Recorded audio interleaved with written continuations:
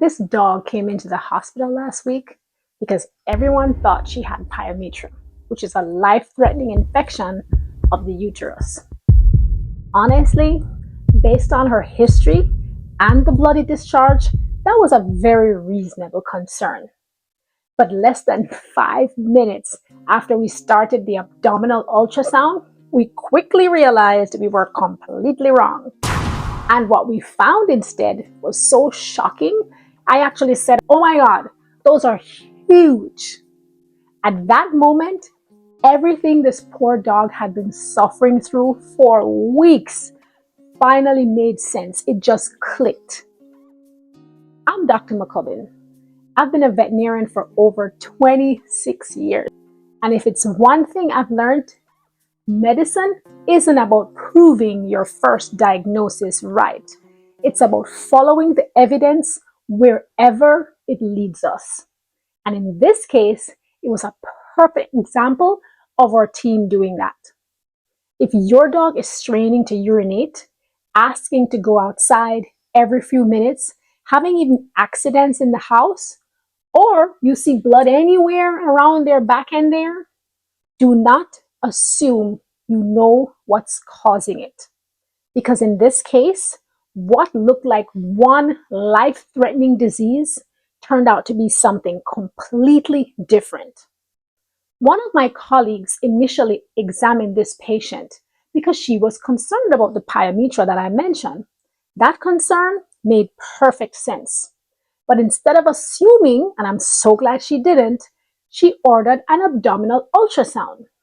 Within minutes, we had totally ruled out pyometra. That should have been the end of the story, right? Nope. Instead, it was just the beginning. There they were, two enormous, humongous bladder stones. Suddenly, the blood, the straining, the frequent attempts to urinate that the owner told us about, every symptom fit perfectly. Our pets do not read the textbooks. Some people don't read textbooks either, but anyway, their bodies follow no rules. Different diseases can look exactly the same on the outside and be completely different pathophysiology on the inside. Our job as veterinarians is to let the evidence tell the story and never to assume that we know what's going on. That's when it becomes dangerous. Because of the size of the stones that poor dog had, surgery was the only option. Once she was safely anesthetized after all the prepping pre-surgical x-rays, I made the incision into her bladder, reached inside, my fingers hit something hard. Not sand, not tiny little stones, more like a rock. A huge bladder stone, a rock. I wrapped my fingers around it, slowly lifted it out, and I actually paused for a second thinking, how was this poor dog experiencing this for so long, carrying around these huge stones? Jeez. It was even larger than it looked on the pre-surgical x-rays and the abdominal ultrasound. It was heavy, it was solid, it was dense. I don't have it with me because we sent it out to the lab for testing. It weighed almost, I don't know, maybe half a pound. Half a pound? Seriously, in her bladder? Can you imagine trying to urinate with something that heavy sitting inside your bladder? Every step, every time your bladder filled, every time you tried to empty it, no wonder she was miserable. Then I reached back into the bladder, trying to get the other one. It was a huge struggle. The other one, like, it didn't want to get out. It was huge. It was lodged further into the bladder neck. I almost had to, like, wrestle the thing out. Take a look at these two huge stones. They explained everything this poor dog was experiencing. But interestingly enough, finding the stones created another important decision. This sweet dog wasn't spayed. Before surgery, we already had a conversation with her owner. I told them, look, while I'm in there, I just want to take her uterus out. I don't want to have to put her under again further down the line and then spay her. Since we have her on the table, if she's handling her anesthesia, if she's doing well, let's just take it out. I'm so grateful that they actually agreed to that.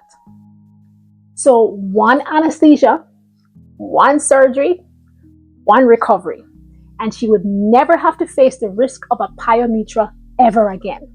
Sometimes surgery isn't just about fixing today's problem, it's about preventing tomorrow's potential emergency.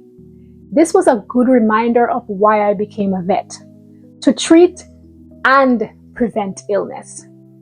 One question owners do ask me all the time is this: did I miss this, doc? How long were these stones there? Did I wait too long? They were legit worried that they had failed their pet.